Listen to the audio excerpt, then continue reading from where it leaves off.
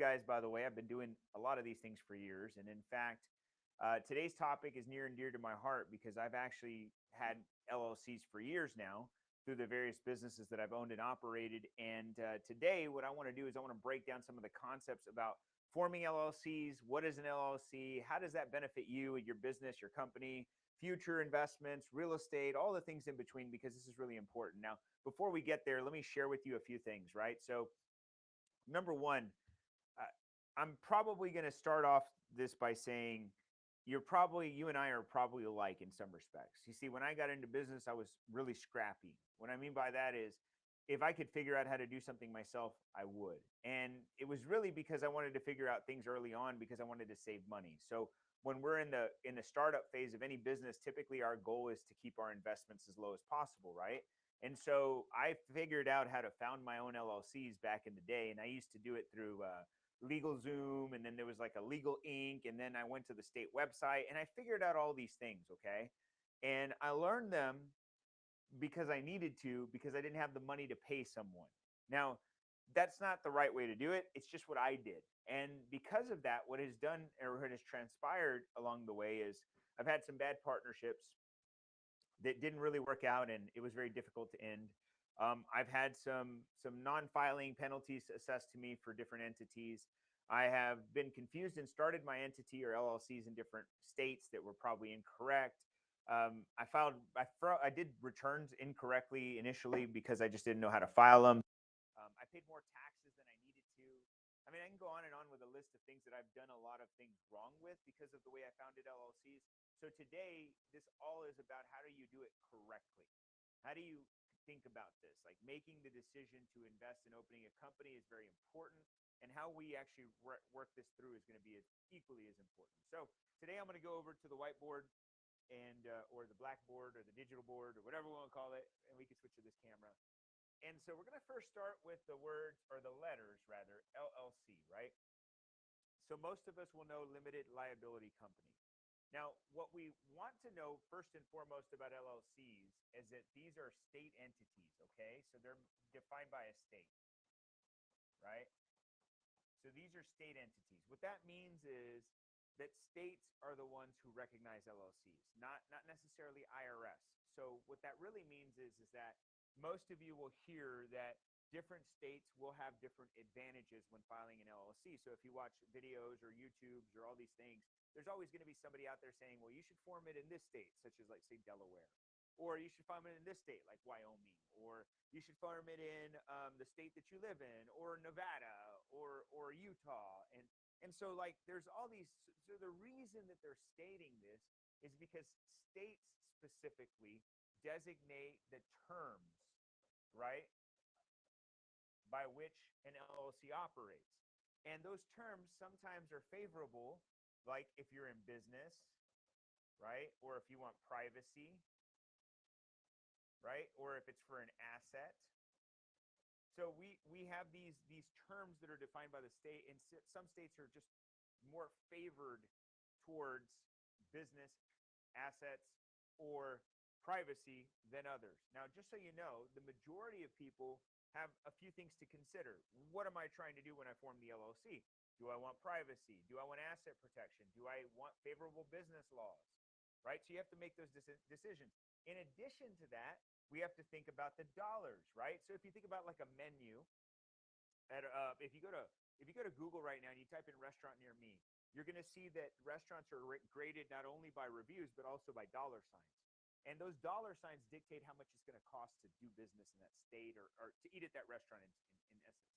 And so what you'll know is that some states have more dollars than others. Like California, I think, has an $850 annual registration fee. Stupid, right? But it is California, right? Best tax strategy for real estate. I mean, for Californians, move the hell out of California.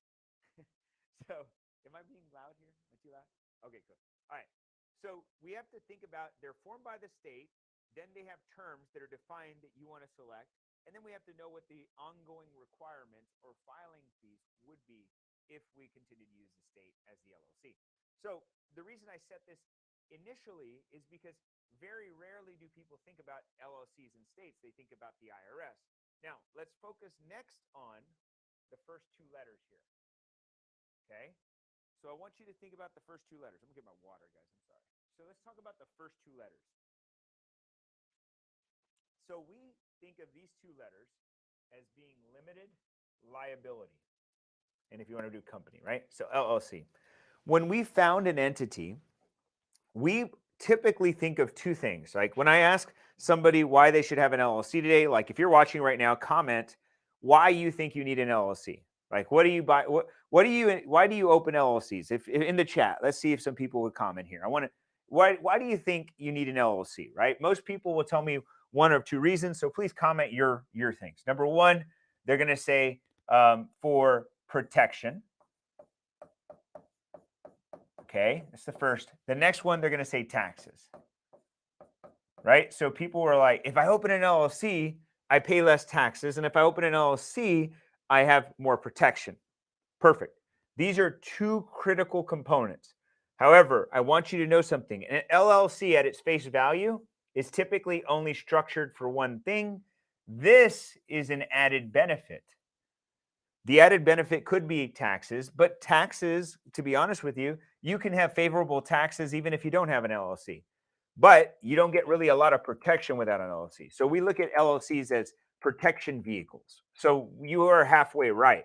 Just for the sake of this conversation, LLCs don't save you any taxes. They're more protection vehicles. They could save you in taxes if you elect to.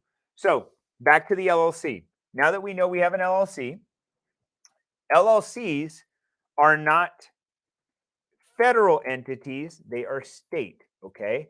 And what you do when you form an LLC is you go to the IRS with your newly found LLC and you say something like, I want to register for something like an EIN. Now, I don't know why I'm doing that. EIN, there you go. So we have EINs. So EINs stand for an employer identification number. By the way, if you're watching this on Facebook and you want to come watch and comment live, please join us in our YouTube stream every week, same time. So just know that. So you get an EIN. When you apply for an EIN, the IRS says, okay, you could get an EIN LLC. We'll call this one, just for the sake of this conversation, the ABC LLC. And we say ABC LLC, we'll let you be recognized by the IRS by getting an employer identification number, but you must tell us how you want to be taxed. And so they'll say you have options. You have a sole proprietorship, you've got a partnership, you got an S corp, you have a C corp, or you have a nonprofit. Okay, you've got these designations, right? 1, 2, 3, and 4, and 5. Now, based on your decision, whoever's filing your LLC, if it's you, like I did early on, you've got to make a decision. Which one do I need to pick? Now, which one you pick is determined upon a few things. Is this an operational company like a business, or is this an asset holding company? Those are two big deals. So if we had to pick, I would say, is this an asset, right, or a business? Because if it's an asset or a business, really changes how we determine what type of LLC we want. See, assets typically, here you go, I'll give you the run of the mill, okay? Assets should be held in these two, sole proprietorship or partnerships. Businesses should probably, well, businesses could be in all of these, don't get me wrong, but if I had to pick two that would kind of pick from, it'd be S Corp or C Corp. Okay, now that doesn't mean they can't be a partnership, doesn't mean they can't be a sole proprietorship. That's a tax strategy in itself. However, I typically just want to separate. Am I going to an asset or am I going to a business? And if I know those two things, then either I'm going S Corp or I'm gonna, if it's a business, or am I gonna go asset and it's gonna be a sole proprietor or partnership. Rule of thumb, you never hold an asset in this. So I'll cross it out. You never hold an asset in S Corp or C Corp. Just never do that, okay? Real estate, like, is an asset. By the way, let me put that real estate right here, just for the sake of this conversation. Real estate is an asset. You don't ever want to own real estate inside of a C Corp or an S Corp. It just makes no sense, okay? So LLC, IRS, EIN, choosing tax elections, okay? This is how you save on taxes. It isn't necessarily because you're an LLC. It's because you made the decision to get taxed a certain way. Now, protection. We're going to go to protection because I like this. So we're really getting an LLC for protection. However, protection isn't guaranteed. So let's hope I can do this today. Usually it doesn't. Maybe if I just use one hand. Nope. So annoying. Let's try this again. Is that what it? There you go. Okay. Hold on. Come over here. Oh, actually, let's bring it over here. Y'all think that's cool or what? All right.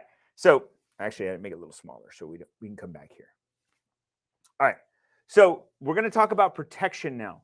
So if we talk about an LLC, we get equals somewhat protection. Now, here's where I want to talk to my new entrepreneurs or new business owners, okay? LLC stand for Limited Liability Company. We've agreed upon that. Now, limited liability is a very good statement. I want to have limited liability, which means I want limited exposure equaling protection. What do you want protection from is the real question, right? So what do we want protection from? So we can have a few reasons, but most people think of lawsuits, right? This is what we want protection from. We're like, dude, I need a LLC. David, I need an LLC to start my business, man, but I can't do business until I get my LLC up. And I'm like, why? Because I need protection. I'm like, protection from what? Well, lawsuits, bro. I'm like, who's going to sue you? Well, anybody, man. Because somebody could slip and fall, could sell a bad product. I'm like, okay. What are they going to sue you for? Like, what do you mean? Like, what you got? I don't know. I rent. I got a car, but it's old. I got no cash in the bank. I'm like, so if I sued you, what would I get? Well, really nothing. Well, then what the hell are we protecting?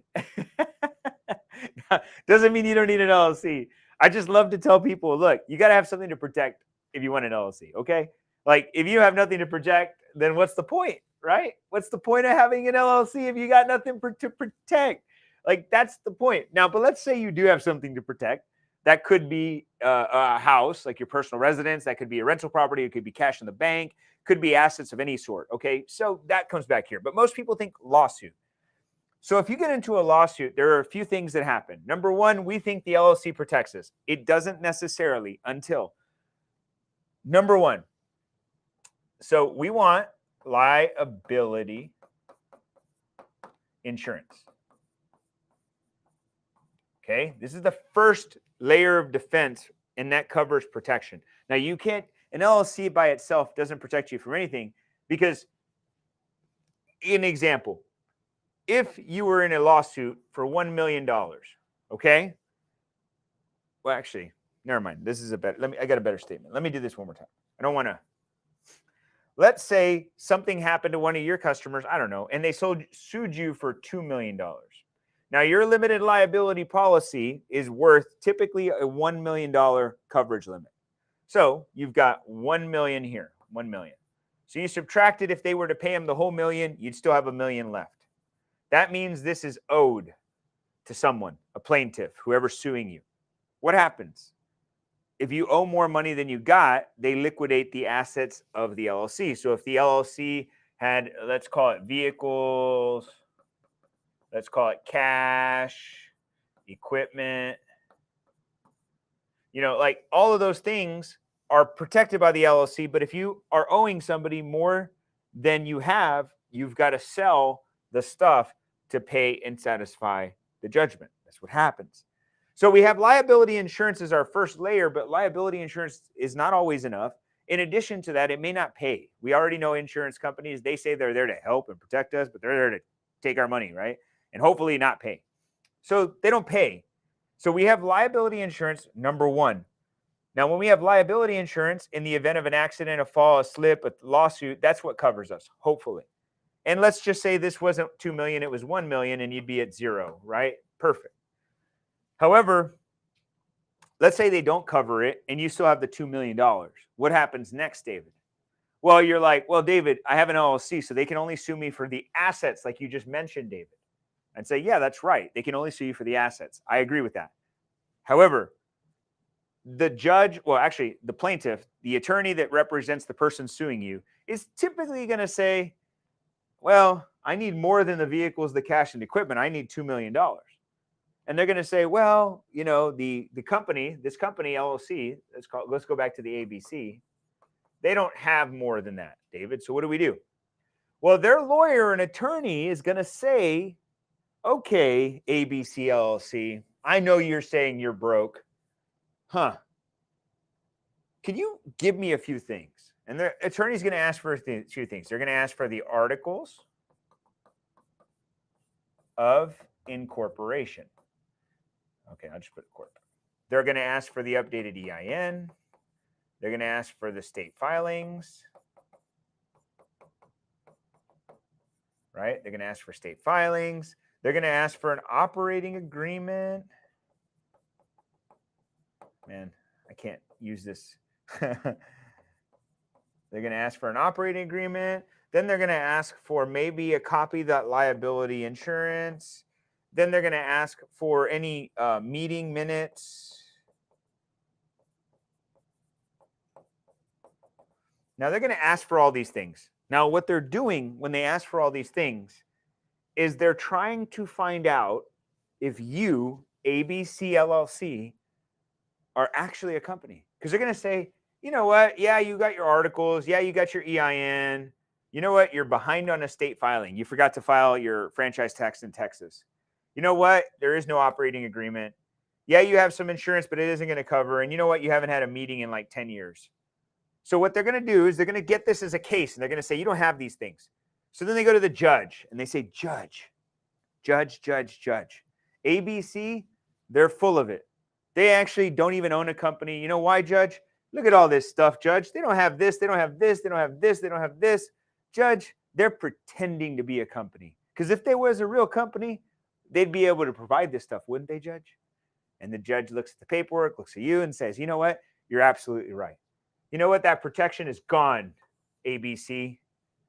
And then they say, now we're going to sue you personally. And now your stocks, your bonds, your securities, your real estate, everything becomes open at that point. This is called piercing the corporate veil, is what they call it technically. And so we think of protection, but there's so many more little things that need to happen for the protection to even exist. You need to know you have something to protect. I hope this has helped so far. Okay, cool. Do we have any questions or anything before I continue? All right, cool. Let me see if this will work. All right, let's try that one more time. Woo! It's all getting smaller again, and I'll move over here. Okay, so now I want to talk about structuring LLCs. Okay,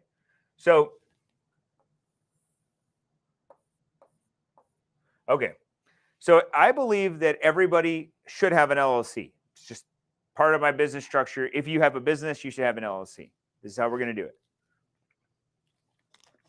Man, I feel like I'm looking at myself over here, guys, and I feel like I'm right in your face. Okay, so you got an LLC, okay? When we open an LLC, we need to determine what this LLC is going to do. I like, obviously, when I first start a business, if this is my first business and I'm a single member, I'm probably going to make it an S Corp.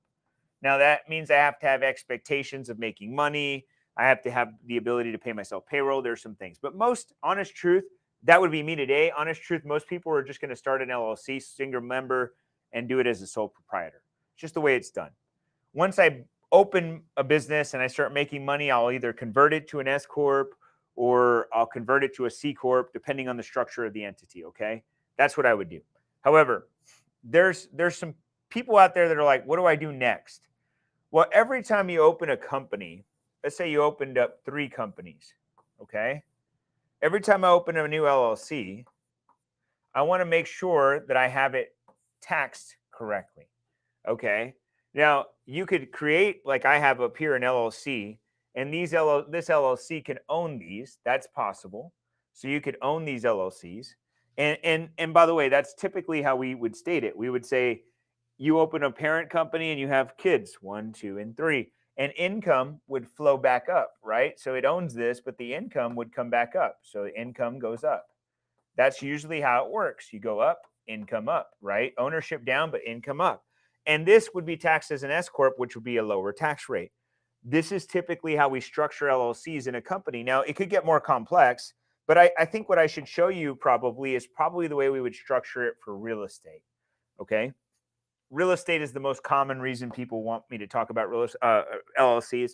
So when we purchase a home for an investment, okay, we're going to purchase a real estate investment. This is a home. Okay. When we purchase this home, we are going to secure the home with an LLC. We're going to protect it. Okay.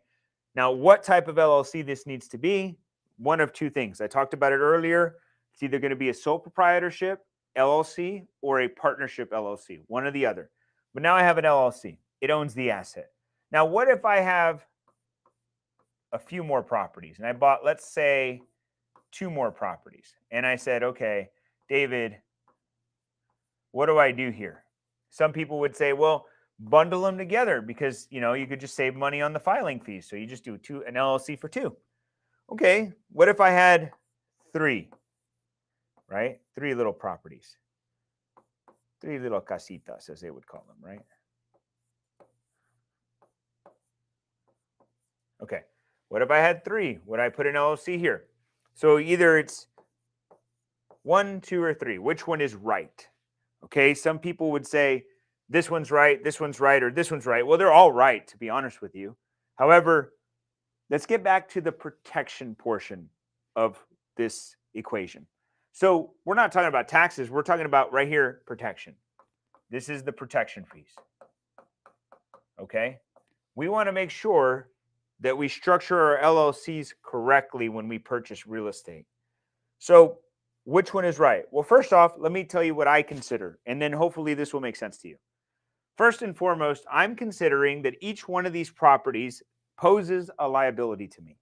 What does that mean? That each one of these properties could cause me to be in a lawsuit, right? I'm not saying it will, but it could, right? This property, something could happen. Somebody slips, somebody falls, a roof caves in, some sort of damage is caused, somebody's property. Any one of those things could have a negative impact. And, I have liability and coverage and a homeowner's policy that will protect me, but you never know.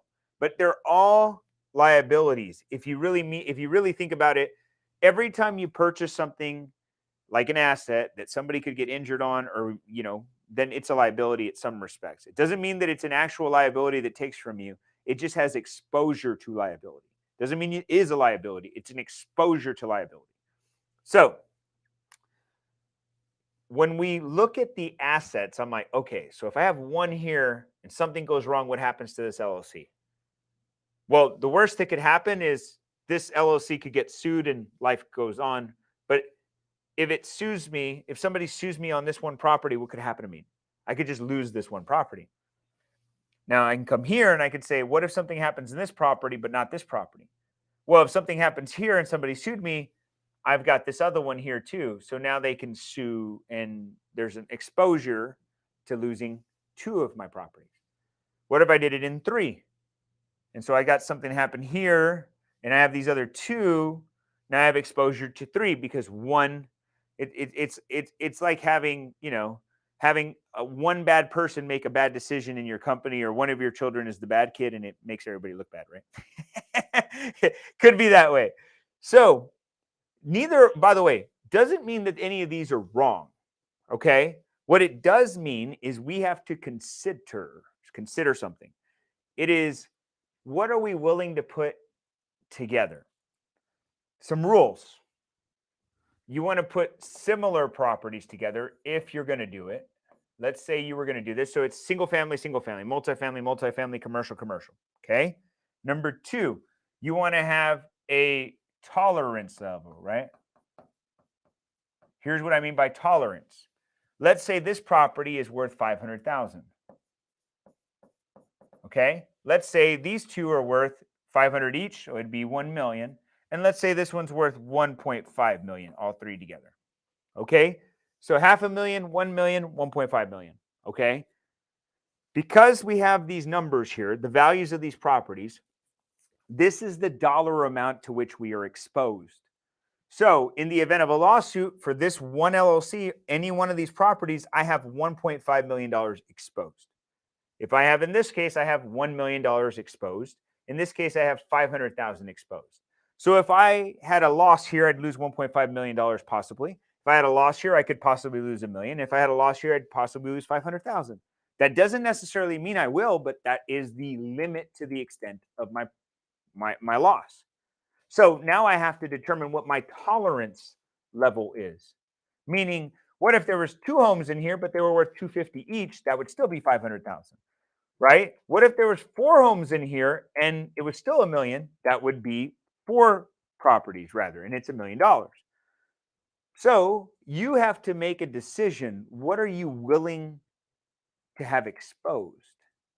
Okay. Me personally, I do a property, every single property in its own LLC. Every single one of them. Every single one of them. So you've got all these LLCs, right? I would put one here and I'd put one here. I'd put one here and I'd put one here. Now, do I have a few that are in one? I actually do. But the tolerance level is so low. Like it's small properties. They're not that much. Like, the total assets under management is less than $500,000. So it doesn't matter to me. If I lose that much money, it's okay for me. I'm not saying because I want to lose it, by the way. Don't think I'm saying that. I'm just saying like I'm okay with that kind of risk tolerance. So we have to make these decisions based on these things. I don't want you to think that an LLC per property is the rule of thumb. I would just say that that is your tolerance level. That's mine. I want to make sure that I group similar properties, commercial, residential, multifamily. Very important if you're going to do it. And I want to make sure I have the right tolerance level. Now, to add to this equation, let's just assume we left it like this. I want you to know something. Assets, these are asset LLCs. All of these are assets LLCs, right? Asset LLCs, remember back here, are typically going to be asset LLCs or sole proprietorship LLCs, single member, or they're going to be partnerships. And partnerships are, to the extent, probably not so often. It's usually single member, okay?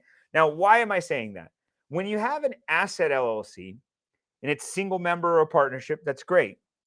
Now, everybody's going to encounter this person at one point if you buy real estate, okay? This is your tenant, okay? Your tenant is the person who rents the property. Everybody wants tenants. Everybody should love their tenants, by the way. Tenant pays the mortgage, okay? It's good. We understand that. Now, your tenant is always going to sign a lease agreement. Now, that lease agreement needs to be signed by someone, a company or a representative of a company or an individual. Rule of thumb for me, and obviously you can consult with an attorney if you'd like to. Whatever I tell you here is obviously just what I do. You don't have to do what I do, and you don't have to listen to me. I'm not saying I'm wrong. I'm just going to tell you, you have to do your own due diligence. But when I get a tenant, I don't want the tenant to know my asset LLC. Why don't I want them to know the asset LLC? Because if they know who owns the property, that's who they sue first. Let me say it again. If they know who owns the property, that's who they sue first. Got it. Thank you. And so you've got this LLC that you don't want to get sued. So what do you do to prevent the tenant from knowing who owns the property? Let's do this. Come on. Is that the one? Nope, it's this way. I guess it's always on. There you go. So we do this. Let me go a little deeper. What we do is we form another LLC and we call it your management LLC. Okay. Now, your management LLC is going to sign an agreement with these LLCs. Okay. And it's going to state that this management company is going to be responsible for managing, leasing, marketing, maintaining. All the work is going to be done here. Now, guess what? You're still the owner of this. Guess what? You are. But this one's going to be DEF, right? LLC, property management, whatever. And it's going to sign lease agreements with the tenant. And so now the tenant only knows your management company. And if he gets pissed off and it says, I'm going to sue you, Mr. Landlord, well, they can sue this thing, but it doesn't own shit. Doesn't own anything. It's a management company. It's just an LLC. The only thing this thing may have is some cash in the bank. That's it. Just some cash. And guess what? If I'm going to put my 1040, which is my tax return, just for the sake of the illustration. And this is me over here, right? I'm on top of this LLC, okay? What I'm going to do is I'm going to actually send some money to this management company. When I start it, I'm going to send $10,000. Okay? I'm going to send it over here. And guess what? I'm not just going to give it to this LLC. It's going to be a loan. I'm going to loan my own company 10 grand. Why do I want to loan my own company 10 grand? Let's say this tenant gets really pissed off and says, screw you. I'm going to sue you, management LLC. And the lawyer comes and says, I'm going to sue you. And I'm going to say, what are you going to sue me for? They're like, for the $10,000 you have in the bank. And this management company is going to say, I wish you could, but it's actually not our money. I got to pay this money back. I actually don't have any money, Mr. Lawyer. No money for me. Now this management company has shit, and your liability insurance should kick in and life goes on. But you never sign an agreement with an asset. Interesting enough. So I hope this has helped so far. Okay. Do we have any questions or anything? Man, see, it doesn't. There you go. Cool. All right. So, well, this all being said, I mean, I think I've gone quite a bit today with a lot of overview things. So I'm just going to recap. Why don't we come back over here?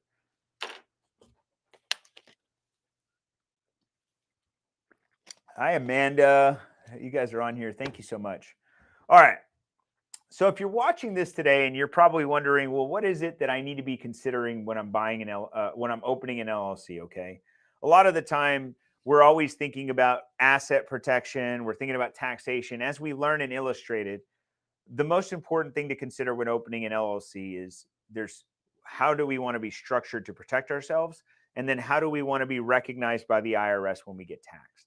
If we understand those two formularies, if you will, which one makes sense to me, now we can make good decisions when opening an LLC. Now, I talked about the protection of an LLC only covers you if you are following and abiding by what we would call the minimum standards of operating an LLC: annual filings, articles of incorporation, EINs, maybe a liability policy, a bank account of some sort. All of these things would be considered what we would call minimum standards from a high level view of an LLC. Without these things, you're just kind of pretending to be one. And a lot of people do pretend to be LLCs. And because you're pretending, when you get into litigation, the judge or the other party is going to really represent that you don't actually act as a company, and such that you're disregarded in some respects. And because you're disregarded, now your other assets that are personally owned by you are in what we'll call jeopardy. Now, again, I'm not an attorney. I just know these things because I've studied many things and many attorneys that have actually done this. And for myself, initially, I figured a lot of this stuff out myself. But in addition to that, I've hired some of the best attorneys in the country to represent me in some of the things that we do today. And I share this knowledge with you. So if you enjoyed this type of information and you feel like you're getting something out of it, the goal for me is to continue to give value to you. And I hope that this is sharing with you some of the things that you should be considering when purchasing things like real estate, opening new organizations or companies or businesses. How you structure these things are vitally important for the success of building wealth and for the success of keeping and growing your money. Okay, so this ties right back to wealth for me. Building wealth is about keeping and growing your money. And the only way we can get wealthy is by structuring ourselves correctly. Now, I would tell you this couples really well with understanding estate planning and asset protection from a trust level. There are many different trusts: revocable, irrevocable, charitable remainders, land trust, and all these things. The reason I reference this is because all of the structures that I just shared with you could be backed up with a trust. And typically that's what we would recommend to our clients, is we back it up with some sort of trust.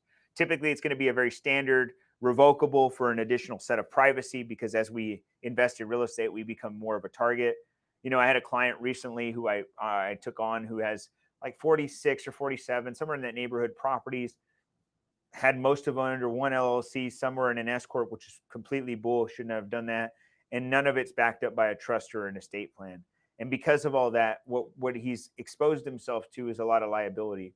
One tenant disgruntled, one accident, one challenge, one death, or whatever. And I mean, it could be even his death. Not to say that, but the reason being is not having all these things set up could cause a lot of problems in the future. So I wanted to share all this with you. If you like this stuff and you want more of it, number one, please, subscribe to the channel. I'm going to be giving more of this information as we go through the year. I like giving away a lot of things. I've made some strong convictions and commitments to just giving away stuff. I think goodwill is a great way to do good in the world. My goal and Mine and my wife's goal is to impact 5 million people through the course of our lifetime through our impact of keeping and growing. And this is part of our initiative. If we can help you in any way, or give you guidance or mentorship at some level, this would be the best place to come and get that advice and guidance. You can always come in here. There are a lot of people who, honest truth, can't afford to work with us. And this is why we do it. We want to give it away for free, so you don't have to worry. You can question and get information from the person that you may be working with, or pose questions to them so that they could up their skills, right? We want them to up their skills, because you deserve to work with somebody who can help you grow and keep your money. All right. Any questions up there? Are we good? Awesome, guys. Well, it's been a very amazing session as always. Every Wednesday, 12 CST, we come to you live with wealth building shows and episodes. If you ever have questions, comments, concerns, please put them in the chat. Please subscribe, hit the bell so you could get notified whenever we go live or whenever we have new content up.